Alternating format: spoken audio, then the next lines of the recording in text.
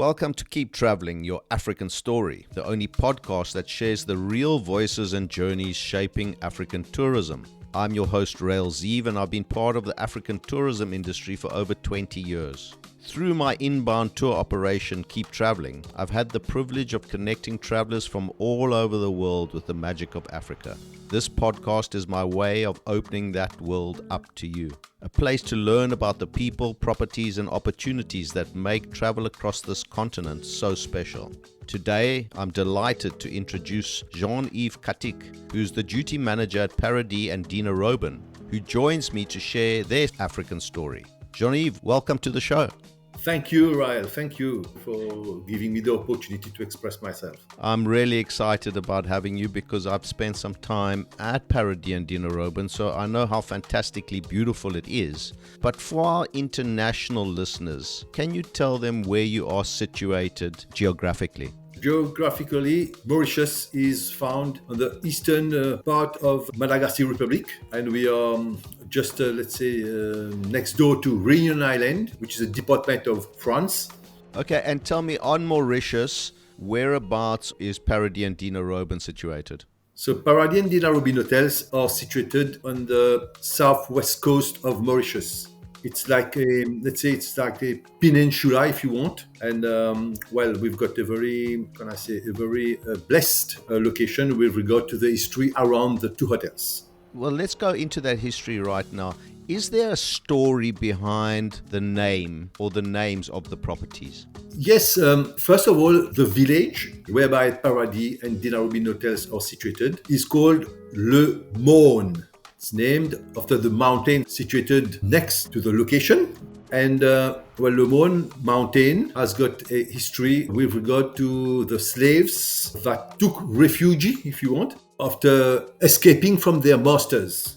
And the legend says that upon the abolition of slavery, some Maroons wanted to inform the refugees that slavery was over, and the slaves thought that the Maroons were coming to catch them again, and they preferred to commit suicide from the mountain rather than being caught again. That was their thought, and this is what makes the mountain legendary, if you want. And you can feel the atmosphere, when you are at Paradis or Dinarobin or around, you can feel the atmosphere of history. And it's a tragedy, let's say, you can say it like that. And there was one or two movies that have been based on this story to be filmed and also broadcasted on cinemas. Okay. Obviously, I've seen Le Morne, as you say, it is very special. It's very daunting when you're sitting at the hotel. It seems so close. I haven't tried trekking up it because I think I might have a heart attack halfway up. But maybe the next time I'm there, Jean-Yves, me and you, we'll climb it together, right? And you've got a good guide. Tell me something. Was tourism always the plan for you, Jean-Yves, when you were coming out of school? Back in the mid-80s, the rate of unemployment was quite high. And by that time, after leaving school, you could not say that you wanted to choose your domain of work. So many people from my generation, they took opportunity of the first job being offered to them. And the first job that was offered to me was as receptionist in a hotel on the western coast. So I liked it. How can I say? I didn't quite escape from this sector that was captivating, if you want. But finally, naturally also, I extended my devotion to the hotel sector with our tourists visiting us and also giving the opportunity to the tourists to discover the hospitality of Mauritians. I don't know how long you've been with Beachcomber. I think you mentioned about 30 odd years. Is that a fair comment? Yes, I've got 34 years of service with Beachcomber, most of them at Paradis Hotel. And I work at Beach Hotel, which forms part of the same group for 3 years, but otherwise, the 31 other years I've been spending at Paradis Hotel, and both of them belong to Beachcomber. Listen, I love the brand. Beachcomber is unbelievable. I've managed to spend time at least half of your different properties. Obviously, I know that the 9th one is coming up soon, and hopefully we'll get to experience that one as well. But it must be unbelievable to be part of such a fantastic family. And I say family because for anyone to spend as much time as you have with one group, it must feel like you are part of the family.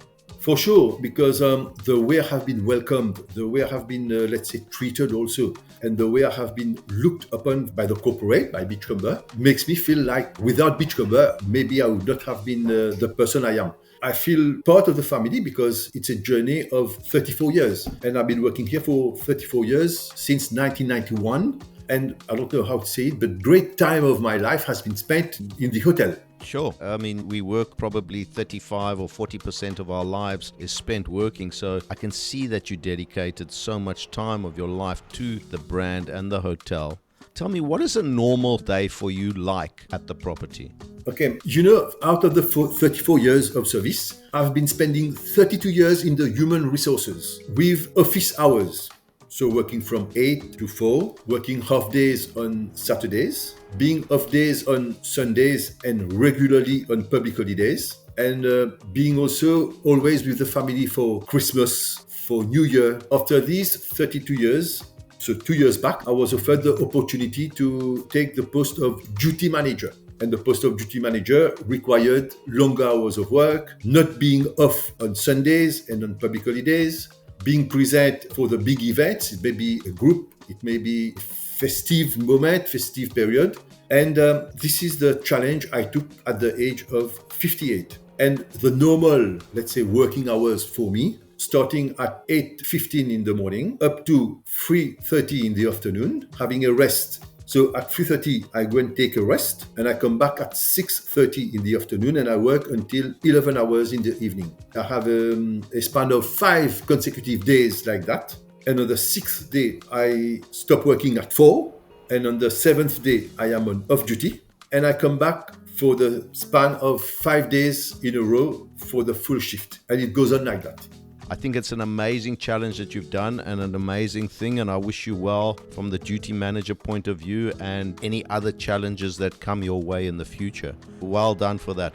Thank you very much. And now, being the duty manager, you're spending probably a lot more time actually engaging with guests coming through the hotel. What do guests always rave about after having left Paradis and Dinarobin? Well, I have seen some guests crying while leaving Paradis Hotel after a stay of 10 days, 11 days. That touched me. How is it possible that people are crying while they are going back home? But they always say Paradis is our second home. And some consider Paradis as being their first home. You know, when I left Paradis, I needed to go on a diet because the food is just unbelievable.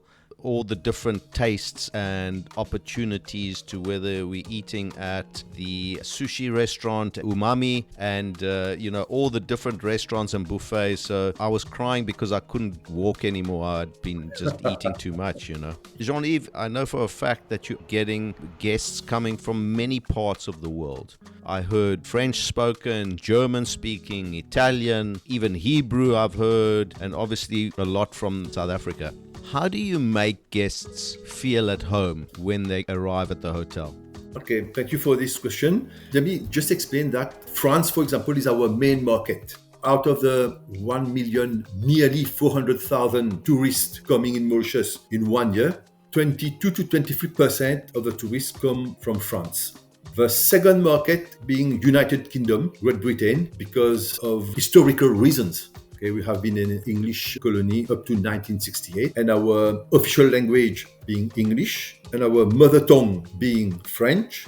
Our third market is Réunion Island, and our fourth market is South Africa. So the 4 first countries, there is no language barrier for the tourists coming. And for the third and the fourth market, it's the proximity with Mauritius that eases, the arrivals of these kind of tourists. Sure.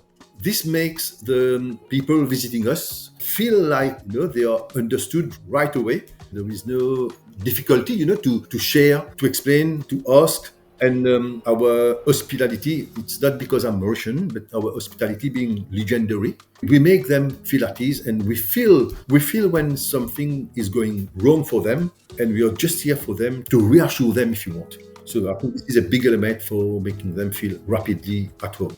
Tell me, guests that are coming to the island and they want a little bit of a wildlife or nature experience, what can you offer them out of Paradis and Dinarobin? Well, back in the 90s, the government wanted to develop green tourism, if you want. And many companies now, they offer some natural spots inside some forests, beautiful landscape inland. I will give you one example. We have a sacred lake in Mauritius. The legend says that someone dreamt that this lake was linked with the Gange, which is in India, under the sea. Since then, the lake has become a kind of sacred lake for the Mauritians of Hinduism ethnic. I must tell you that out of our 1,370,000 people, nearly 50% is composed of Mauritians of Hinduism belief. Approximately 25% of Christians, 15% of people of Islam belief, and a few percentage of Buddhism belief. So out of the 7 big religions in the world, 4 of them are present in Mauritius. We are blessed, to be able to share these 4 great religions among ourselves first, and without, up to now, any big problem. We live in a peaceful island. We live in a harmonious place. This sacred lake is one of the major attractions inland. And apart from that, you can go to visit some waterfalls. You can go and visit the market in the capital city in Mauritius. The nature has been preserved so that those who want to breathe the inland air of Mauritius can do in a very beautiful tropical vicinity. These are the spots that Mauritius can offer outside the beaches. Our chance at Paradis, being located on the southwest, the south part of the island has remained a little bit wild, not so developed as the northern part of the island. So your question can be answered by saying that this natural part has been preserved more in the southern part of Mauritius rather than elsewhere.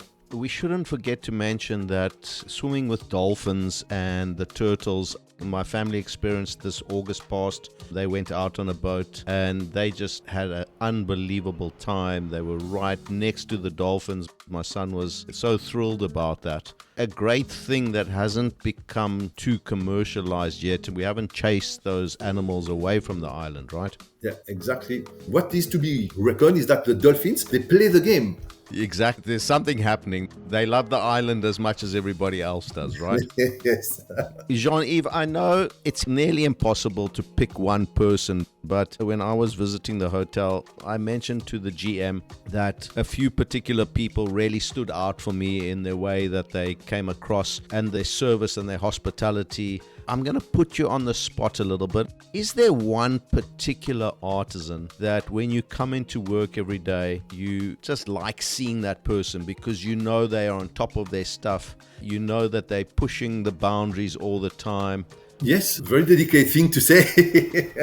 I will say that there is one person, when he's here, he's reassuring. You feel confidence. It's my direct boss. He's the hotel manager, Eddie. The fact that he's present, you know that whatever you have to ask, whatever you have to deal with, he will be here to shoulder you, to really support you. And whatever decision you may take, he will always say, okay, you did right, but you can improve, or you did right, you have nothing to improve. I mean, the first name that comes here is the hotel manager, who is here since 37 or 38 years now. I don't want to deceive anyone, but the question was direct, so the answer is also direct. I reckon that everyone is at his place and that everyone does the job that must be done so that this hotel keeps its goodwill. We spoke about the clientele, but for people that haven't traveled to Mauritius or even Africa, what would you say to somebody that's heard about the island but a little bit nervous about traveling because they just don't know enough? What would you say to that first-time person that's thinking about coming to Mauritius? Well, what I would say is to resource oneself with a combination of sand, sea, sun, and the green side of the island. In closing off, Jean-Yves, I can only imagine that you've had to deal with clients at very good times and very funny times, perhaps. But after 34 years, there's got to be a story that just made you uncontrollably laugh because of what had happened. Is there a particular story that you can share with us? I was walking around the restaurant one night and I just saw a group of 4 or 5 persons waiting. I felt like they were waiting for a table. It was peak time, and I just came and I said, "Excuse me, may I help you?" And one of the guys, he started to shout over me, saying, "We are waiting for a table since, I don't know, we reserved something." And I was kind of, okay, so just give me 2 minutes, please. I'm going to arrange this for you. He didn't even let me finish my sentence. He said, "No, you don't know whom you're talking to," or something like that. And he threatened me with his finger. And that was the first, maybe and only time that I was being threatened by a client. The only thing I wanted to do was to see the situation and find the solution. Well, being threatened like that made me at that time, step back and stay in my office if you want, and not going in front because I was so shocked. Sure. But after thinking about it and again as time went by, so I said to myself that I did what I had to do. The client did not give me the opportunity to find a solution for him while I was just walking around and being helpful. But as time went by, I say, no, it's okay. It's part of the deal. Yeah, listen, I think after 34 years, you must have come into contact with so many different people. And I think that you did a fantastic job. All you can do is stand back. Thank you so much for your time and energy and talking more about your beautiful, unbelievable part of the world. I love it so much and hope to visit you again soon. Thank you so much for coming on the show. You're welcome. I am the one who appreciates it more because it's an honor for me having been selected, first of all, and to share what I call a passion, the passionate side of the artisan, of the employee, of the person who is well concerned with the well-being of our guests and also of the people around us. What an inspiring conversation. Thank you, Jean-Yves, for sharing your story and for everything you're doing to grow African tourism. To read more about today's guest, head over to our website, www.keeptraveling.africa/podcast, or follow Keep Traveling on social media for the latest episodes and travel inspiration. I'm Rael Zieve, and this has been Keep Traveling, Your African Story. Remember, a few years from now, you will not remember how much it cost you, but you'll never forget the memories you made. Keep traveling.